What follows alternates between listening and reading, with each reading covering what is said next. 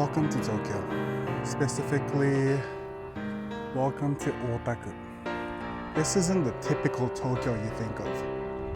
We're not necessarily surrounded by skyscrapers. There's something more special about this place. Let me teach you guys a new word. Shokunin. Shokunin. The closest word I can find in English would be craftsman. A shokunin exists in so many different industries, especially in Japan. It's a unique culture because to become a shokunin, it takes time.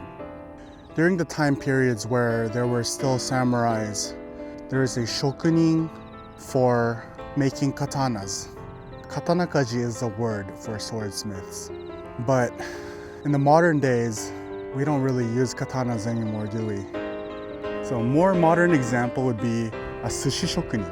Just as its name, it's a master in making sushis. It's like a sushi chef. But to become a sushi shokunin, you have to train hard. You have to train for such a long time. Well, you have to become an apprentice of a sushi shokunin and then kind of try your own craft and do that for years and years and years, and then you finally become your own sushi shokunin. That's what a shokunin is, but for every industry.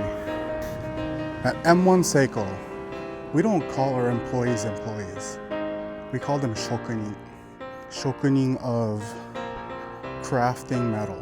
These shokunin in our industry, not just in M1 Seiko, but in this industry of crafting, grinding, just working with metal, is very commonly seen in this area. Some of these shokunin in our company spent their entire life in this industry. 40, 50 years in mastering their crafts. These people spending their entire life in one industry has surely helped humanity in a big way. The culture of shokunin is very unique. It's so traditional, historical, and it means much more than what we get. So shokunin, today's lesson, shokunin.